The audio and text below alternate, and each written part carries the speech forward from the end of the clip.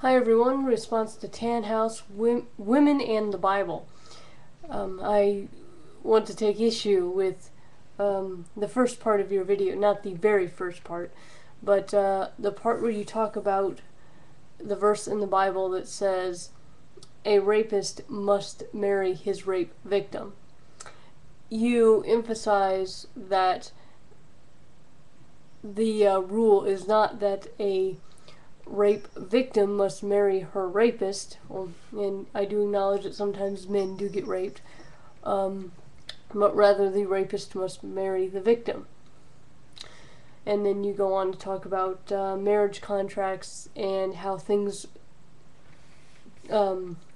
proceeded back in the day, and how a raped woman was essentially deemed, pretty much worthless and was not going to be taken care of. And so this was a way for her to be taken care of. Okay. This is horrible.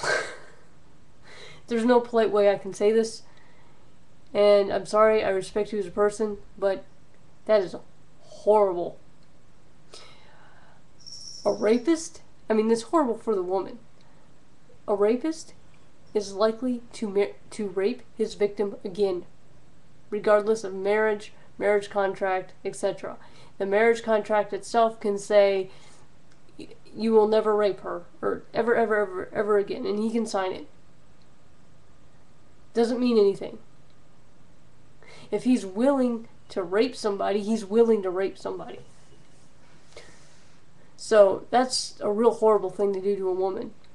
Also, if this God is so wise and so powerful, why doesn't this God say, if a woman is raped, don't ostracize her, don't think ill of her, take care of her, and have some law where it is specified that her family or somebody will take care of her? Why doesn't the law call for something a little bit better than pairing up the rapist with the rape victim? There's really no way that this can be put in any kind of good context. It's not a wise thing to do. It's putting a woman in a horrible, horrible position. And it's because the society back then would have put her in a slightly worse position. Instead of saying, hey you guys, this is the law. Do not treat raped women as damaged goods.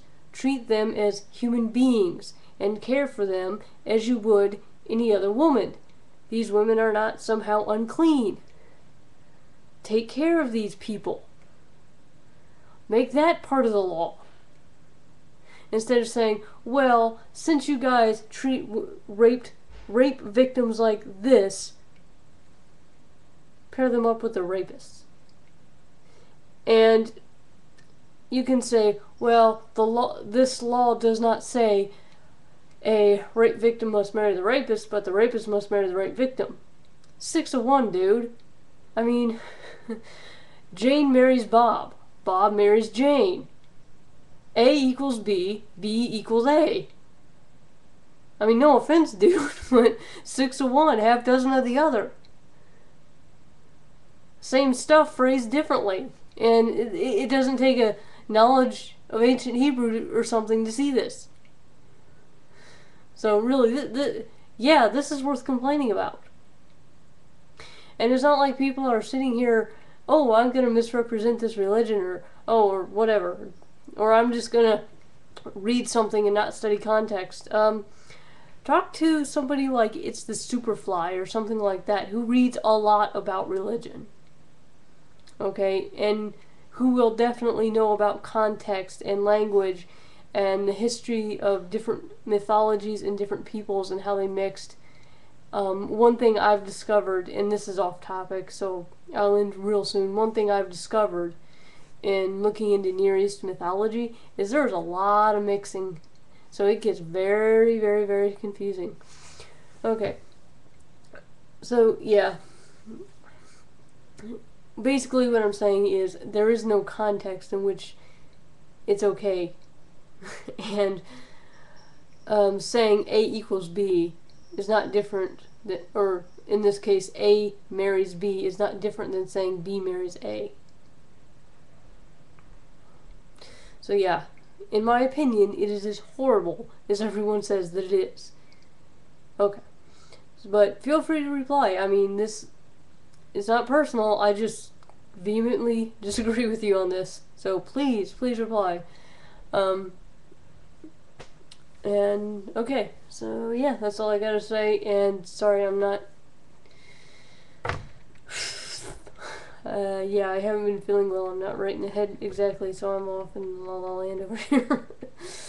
Alright, so another self